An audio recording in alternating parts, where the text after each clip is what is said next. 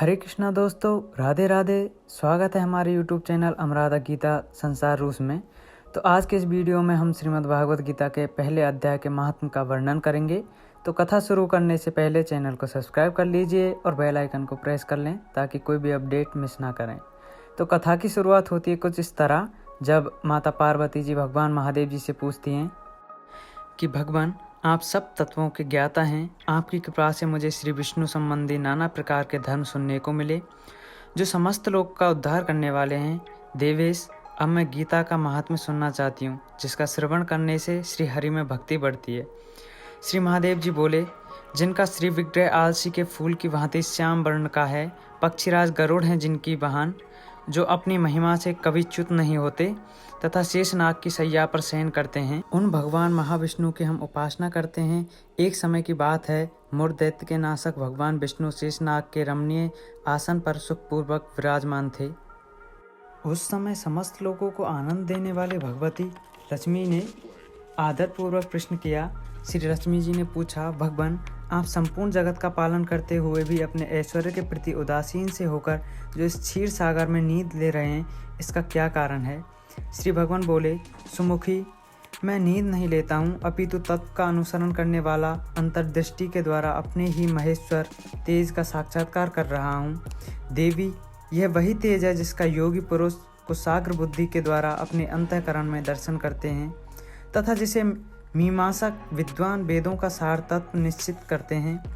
वह माहेश्वर तेज एक अजर प्रकाश स्वरूप, आत्म स्वरूप, रोग शोक से रहित, अखंड आनंद का पुंज, निष्पंद, निरीह तथा द्वैत रहित है। जगत का जीवन उसी के अधीन है, मैं उसी का अनुभव करता हूँ। देवेश्वरी, यही कारण है कि मैं तुम्हें नींद लेता सा प्रतीत हो रहा हूँ। श्री लक्ष्मी जी ने कहा, ऋषिकेश, आप ही योगी पुरुषों के ध्येय हैं।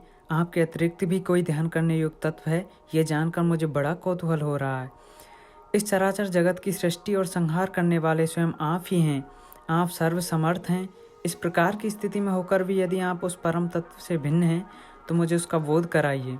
श्री भगवान बोले, प्रिय, आत्मा का स्वरूप द्वैत और अद्वैत से पृथक, भाव और अभाव से मुक्त तथा आदि और अंत से रहित है। शुद्ध ज्ञान के प्रकाश से उपलब्ध होने वाला तथा परमानंद स्वरूप होने के कारण एकमात्र सुंदर है। वही मेरी ईश्वरीय रूप है। आत्मा का एकत्व ही सबके द्वारा जानने योग्य है। गीता शास्त्र में इसी का प्रतिपादन हुआ है। अमित तेजस्वी भगवान विष्णु के वचन सुनकर लक्ष्मी देवी जी ने शंका उपस्थित करते हुए कहा, भगवान, यदि आपका स्वरूप स्वयं परमानंद में और मन वाणी की पहुँच के बाहर है तो गीता कैसे उसका कराती है? संदेह का आप निवारण कीजिए। श्री भगवान बोले, सुंदरी, सुनो, मैं गीता में अपनी स्थिति का वर्णन करता हूँ। क्रमशः 5 अध्यायों को तुम 5 मुख जानो, 10 अध्यायों को तुम 10 भुजाएं समझो तथा 1 अध्याय को उदर और 2 अध्यायों को दोनों चरण कमल जानो। इस प्रकार 18 अध्यायों की 92 ईश्वरीय मूर्ति ही समझनी चाहिए। यह ज्ञान मात्र से ही महान पातकों का नाश करने वाली है। जो उत्तम बुद्धि वाला पुरुष गीता के 1 या आधे अध्याय का अथवा 1 आधे या चौथा श्लोक का भी प्रतिदिन अभ्यास करता है, वह सुशर्मा के समान मुक्त हो जाता है। लक्ष्मी जी ने पूछा, देव, सुशर्मा कौन था, किस जाति का था और किस कारण से उसकी मुक्ति हुई? श्री भगवान बोले, प्रिय, सुशर्मा बड़ी खोटी बुद्धि का मनुष्य था। पापियों का तो वह शिरोमणि ही था। उसका जन्म वैदिक ज्ञान से शून्य एवं क्रूरतापूर्वक कर्म करने वाले ब्राह्मण के कुल में हुआ था। वह न ध्यान करता था, न जप, न होम करता था, न अतिथियों का सत्कार। वह लंपट होने के कारण सदा विषयों के सेवन में ही आसक्त रहता था। हल जोतता और पत्ते बेचकर जीविका चलाता था। उसे मदिरा पीने का व्यसन था। वह मांस भी खाया करता था। इस प्रकार उसने अपने जीवन का दीर्घकाल व्यतीत कर दिया। मूढ़ बुद्धि सुशर्मा पत्ते लाने के लिए किसी ऋषि की वाटिका में घूम रहा था। इसी बीच काल रूपधारी काले सांप ने उसे डस लिया। सुशर्मा की मृत्यु हो गई। तदंतर वह अनेक नरकों में जा वहां की यातनाएं भोगकर मर्त्यलोक में लौट आया और बोझ ढोने वाला बैल हुआ। उस समय किसी पंगु ने अपने जीवन को आराम से व्यतीत करने के लिए उसे खरीद लिया।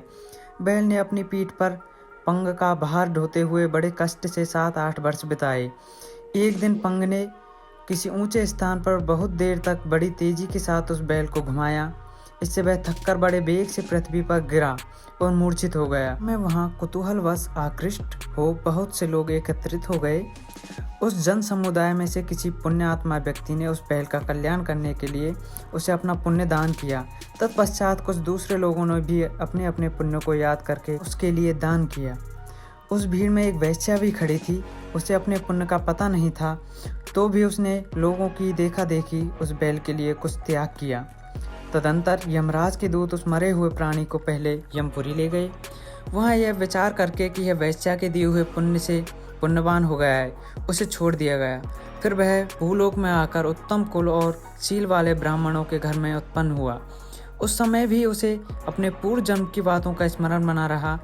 बहुत दिनों के बाद अपने अज्ञान को दूर करने वाले कल्याण तत्व का जिज्ञासु होकर वह उस वेश्या के पास गया और उसके दान की बात बताते हुए उसने पूछा, तुमने कौन सा पुण्य दान किया था? वेश्या ने उत्तर दिया, वह पिंजरे में बैठा हुआ तोता प्रतिदिन कुछ पढ़ता है, उससे मेरा अंतःकरण पवित्र हो गया है, उसी का पुण्य मैंने तुम्हारे लिए दान किया था।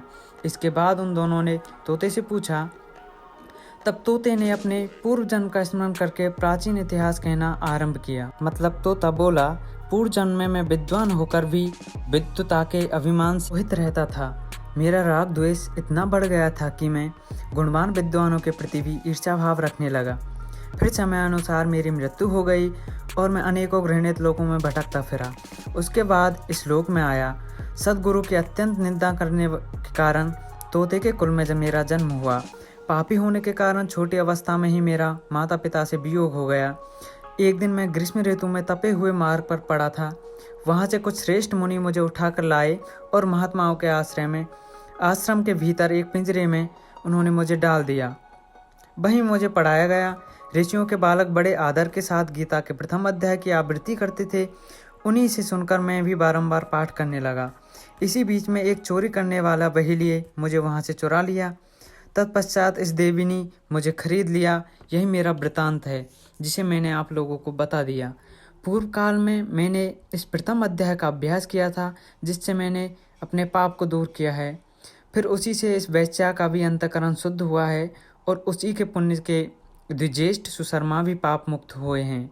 इस प्रकार परस्पर वार्तालाप और गीता के प्रथम अध्याय के महात्म्य की प्रशंसा करके वे तीनों निरंतर अपने अपने घर पर गीता का अभ्यास करने लगे। फिर ज्ञान प्राप्त करके वे मुक्त हो गए। इसलिए जो गीता के प्रथम अध्याय को पढ़ता, सुनता तथा अभ्यास करता है, उसे इस भवसागर को पार करने में कोई कठिनाई नहीं होती। तो इसी के साथ ही गीता के प्रथम अध्याय के महात्म्य का समापन होता है दोस्तों। हरे कृष्णा हरे रामा, ओम नमो भगवते वासुदेवाय नमः। अगर वीडियो अच्छी लगी हो दोस्तों तो वीडियो को शेयर कर दीजिए।